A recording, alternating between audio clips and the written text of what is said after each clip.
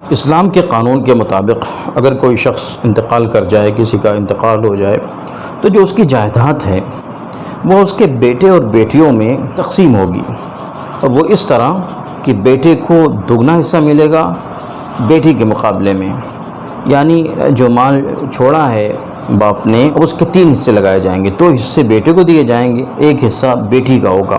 یہ اسلامی قانون ہے۔ مرنے کے بعد جائیداد کی تقسیم اس طرح ہوگی، اور یہی منصفانہ قانون ہے۔ یہ تو ظالمانہ قانون ہے، کہنے والے یہ کہتے ہیں۔ تو یہ سمجھیے کہ اسلام نے ذمہ داریاں جو رکھی ہیں وہ مرد پر رکھی ہیں۔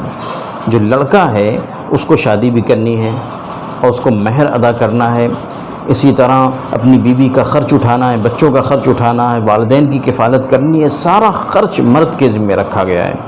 لہٰذا اس مناسبت سے اس کو دگنا حصہ دیا جا رہا ہے، جبکہ عورت جو بیٹی ہے، جو بہن ہے، اس کو کوئی خرچ اس کے ذمہ نہیں ہے۔ اس کی شادی ہوگی، اس کو مہر بھی ملے گا، اسی طرح جو شوہر اس کا ہوگا وہ اس کے خرچ کا تمام تر ذمہ دار ہوگا، اس کے ذمہ کسی قسم کا کوئی خرچ نہیں ہے۔ لہٰذا اس کو 1 حصہ دیا گیا۔ یہ شریعت اسلامی کی حکمت ہے، یہ اس کی مصلحت ہے۔ اگر اس طرح دیکھا جائے تو عورت کا جو 1 حصہ ہے، بیٹی کو جو 1 حصہ مل رہا ہے، وہ مرد کے 2 حصے سے بڑھا ہوا ہے۔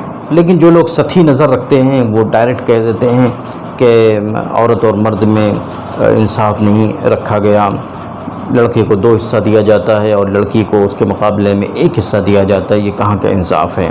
ظاہر سی بات ہے وہ اسلامی تعلیمات سے ناآشنا ہیں۔ وہیں پر یہ سمجھیے کہ اگر زندگی میں کوئی اپنی جائیداد اپنے بیٹوں میں بیٹیوں میں تقسیم کرنا چاہے تو اس کے پھر 2 طریقے ہوتے ہیں۔ ایک تو یہ کہ جو میراث کا ضابطہ ہے کہ مرد کو لڑکے کو 2 حصے، لڑکی کو 1 حصے، اس کے مطابق وہ اپنی ساری جائیداد اپنی اولاد میں بانٹ دے۔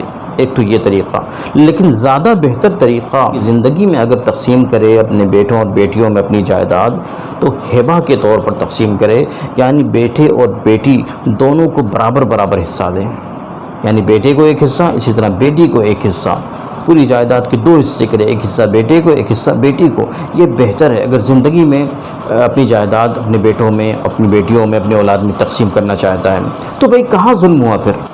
لیکن مرنے کے بعد اللہ کا قانون یہ ہے، قرآن کا قانون یہ ہے کہ مرد کو 2 حصے اور عورت کو 1 حصے ملیں گے، اور اس میں بے شمار بے پناہ حکمتیں ہیں۔ تو یہ قانون ہے اور مسلمان اس پر عمل کرنے کے پابند ہیں۔ اللہ تعالیٰ شریعت اسلامی کی اور مسلم پرسنل لاء کی حفاظت فرمائیں، اور ہم کو اپنے مسلم پرسنل لاء پر پابندی کے ساتھ اور بہت جم کر عمل کرنے والا بنائیں۔ السلام علیکم ورحمۃ اللہ وبرکاتہ۔